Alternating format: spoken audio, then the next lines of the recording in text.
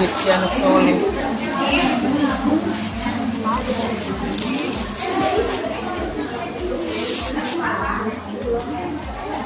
Wow, cantik sekali. Misalkan sampai di sana dapat masalah, lapornya ke siapa?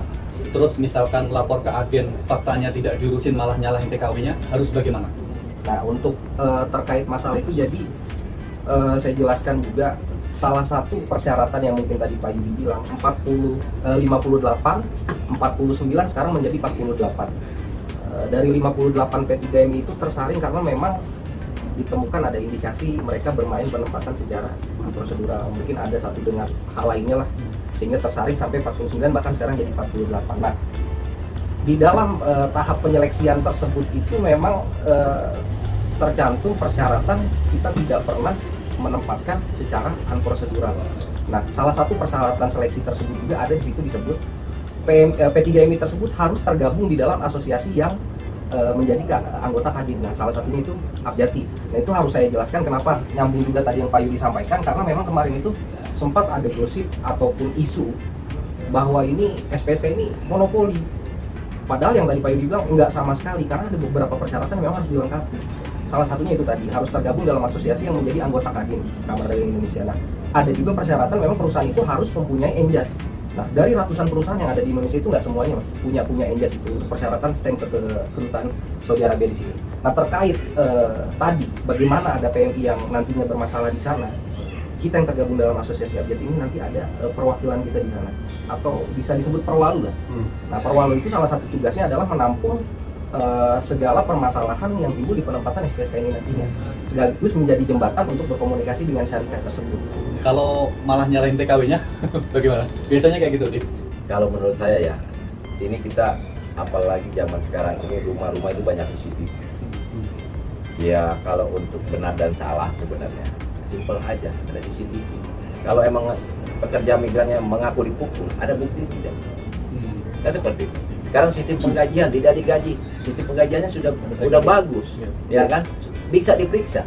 Jadi kalau saya sih pribadi meminta untuk pekerja migran ini jujur, amanah, bekerja dengan baik.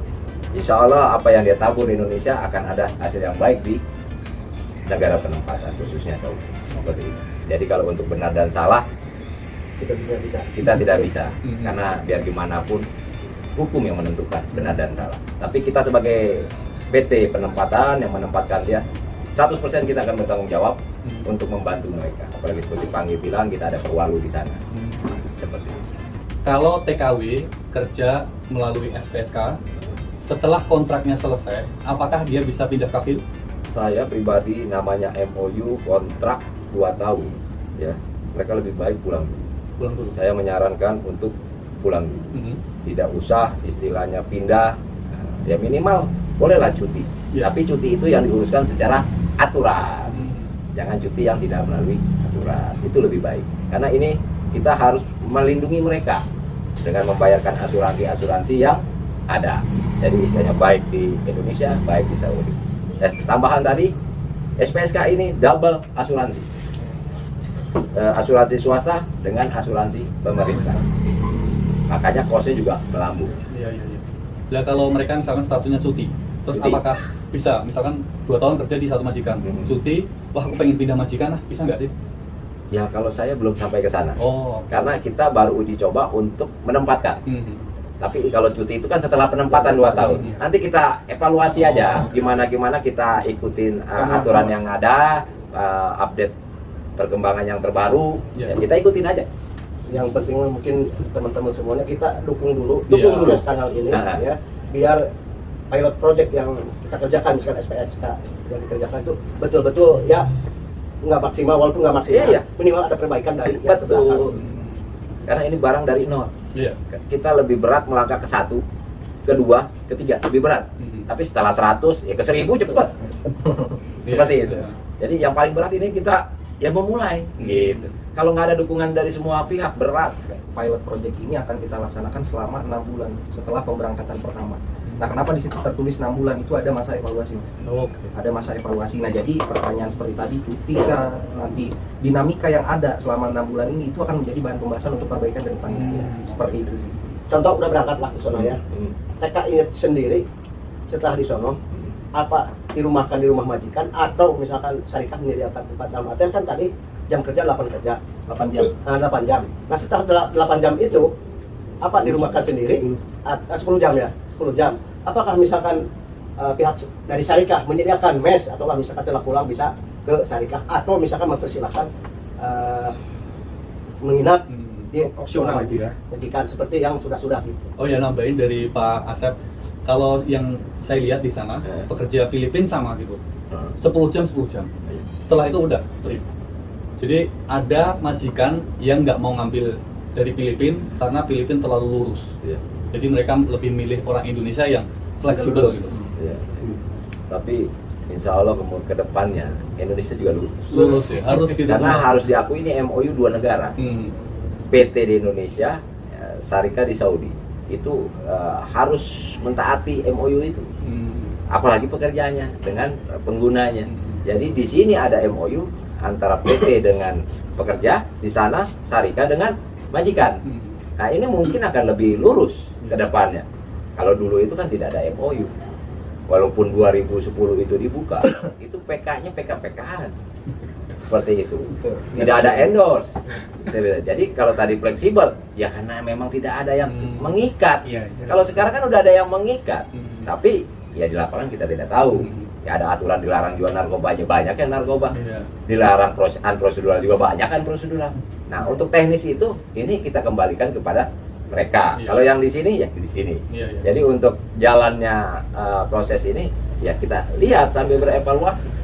Kita nggak bisa memastikan 100% tidak ada, gitu. Tapi ada perbaikan-perbaikan untuk yang lebih baik.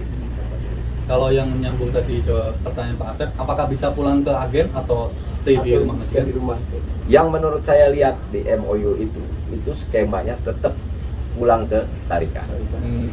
Walaupun MOU-nya misalnya pengambilan 1 bulan, tiap hari dia pulang. Makanya Syarikat yang ditunjuk oleh 2 negara ini benar-benar Syarikat yang memenuhi persyaratan. Sama PT-PT yang berhak untuk menempatkan itu telah diseleksi oleh Kementerian, oleh BP2MI, oleh Kemenlu, itu udah diseleksi.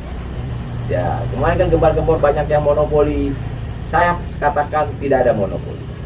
Karena pemilihan itu melalui seleksi. Di seluruh awal itu PT itu berhak melampirkan perizinannya untuk mendaftar menjadi PT penempatan SPSK. Tapi kan karena SPSK ini sebagai pilot project harus real, yang benar-benar berpengalaman.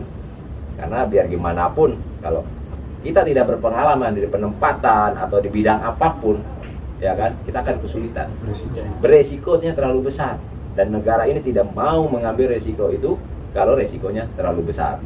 Makanya menggunakan sistem pilot project, diuji cobakan dulu. Seluruh peserta PT ini boleh, tapi ada tim khusus yang membuat aturan, menyeleksi, akhirnya terpilih hanya 58 PT.